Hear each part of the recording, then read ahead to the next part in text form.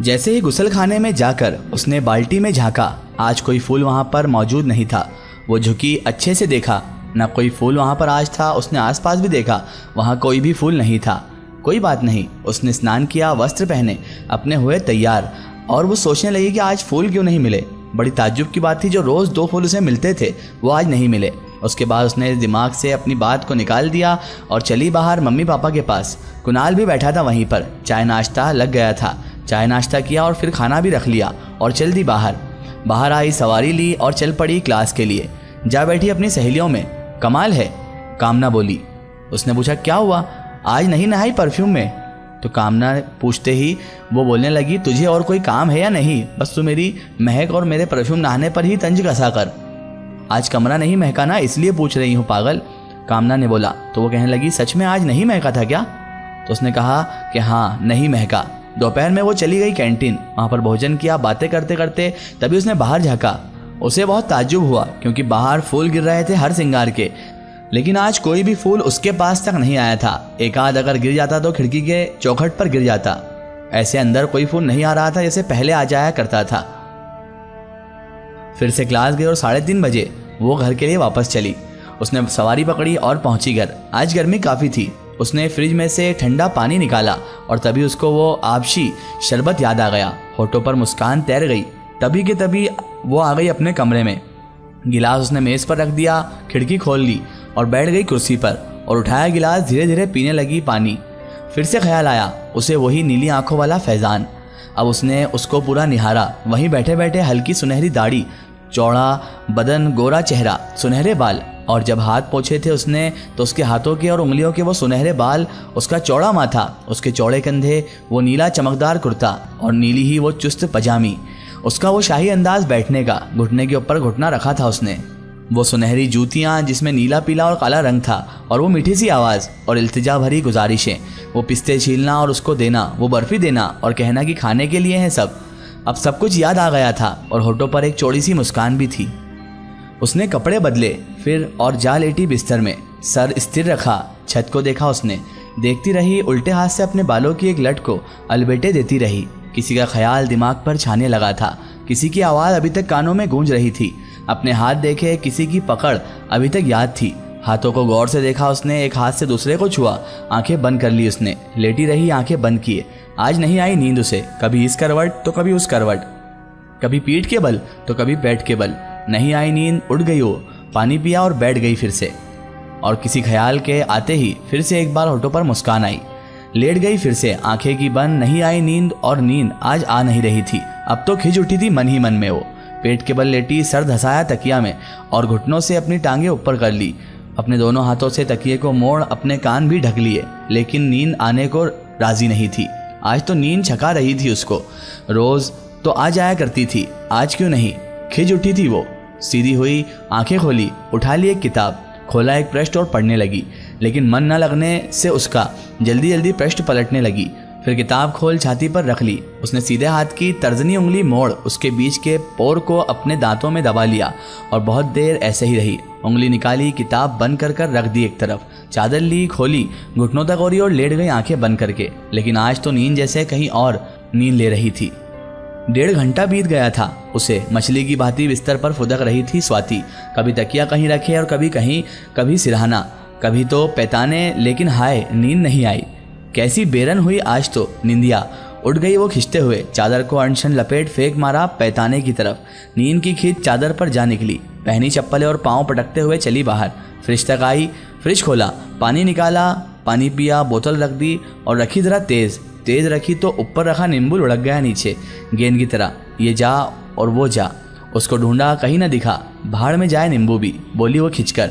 उसकी नींद की खिंच शिकार नंबर 2 नींबू पर निकल गई।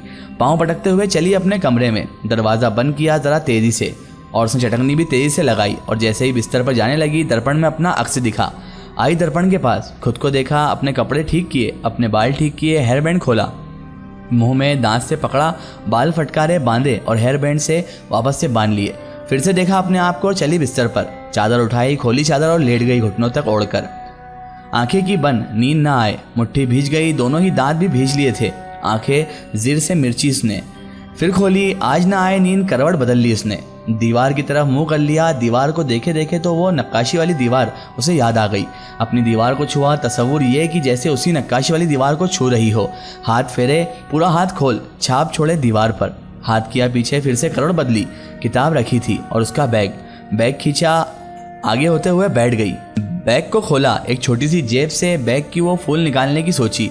पूरा बैग खंगाल लिया लेकिन फूल ना निकले। वो हर श्रृंगार के फूल उसके बैग में मौजूद ही नहीं थे। अपनी किताब देखी, उसमें भी नहीं थे। उसको झाड़ा लेकिन फूल ना निकले। उठ गई, दूसरी किताब देख ली, ना निकले। मायूस सी हो जा बैठी बिस्तर पर। फिर खड़ी हो गई, कुर्सी खींची और खिड़की के पास ले गई। खिड़की खोली और बैठ गई।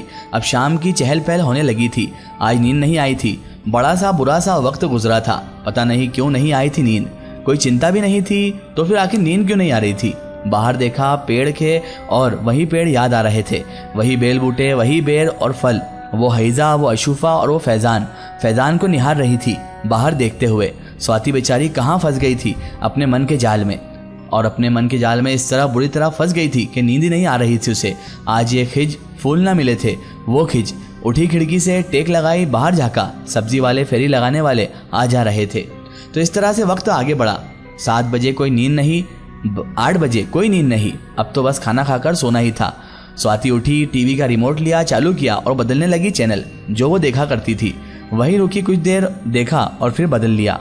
आज समझ ही नहीं आ रहा था कि आखिर देखे क्या, और चैनल बदले जा रही थी, कहीं नहीं रुकी।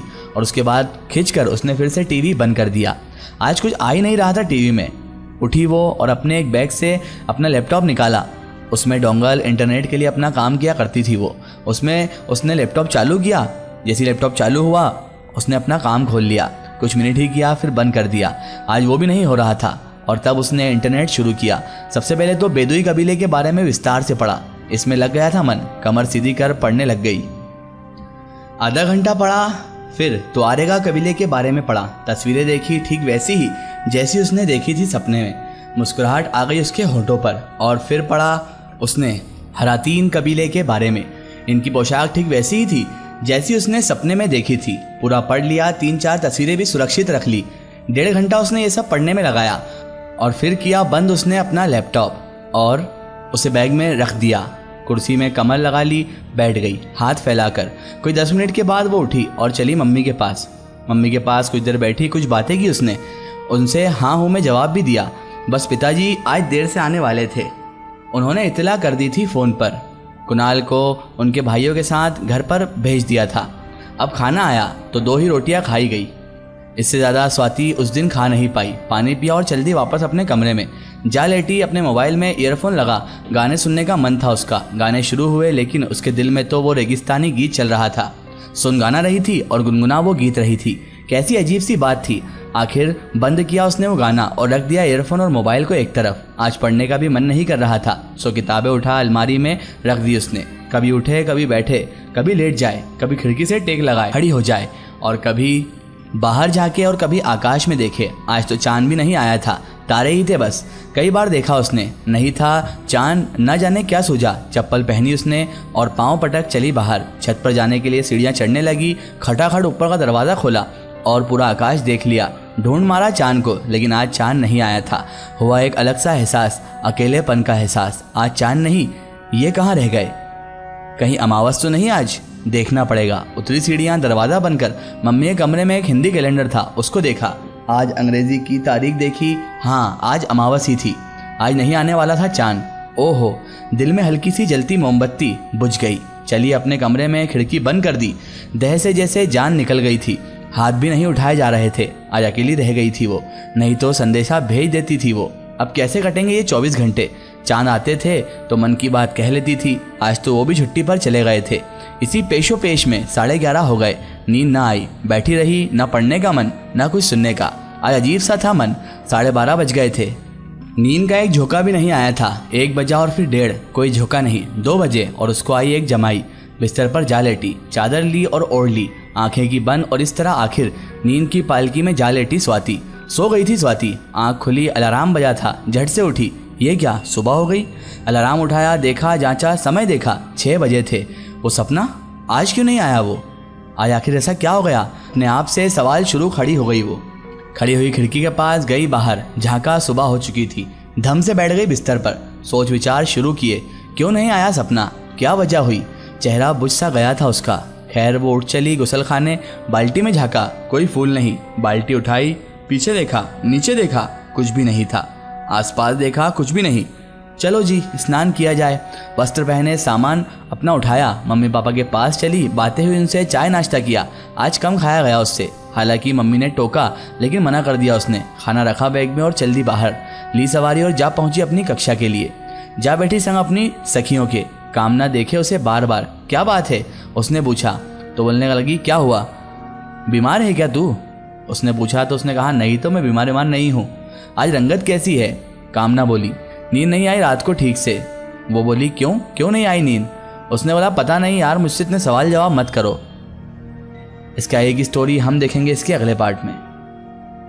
दोस्तों, अगर आप भी अपनी जिंदगी की कोई सच्ची कहानी या सच्ची घटना हमारे चैनल से शेयर करवाना चाहते हैं और आप चाहते हैं कि आपकी स्टोरी भी माय स्टोरी बुक चैनल से शेयर हो, तो आप हमें हमारे फेसबुक पेज पर कांटेक्ट कर सकते हैं और अपनी स्टोरी वहां पर हमें बता सकते हैं।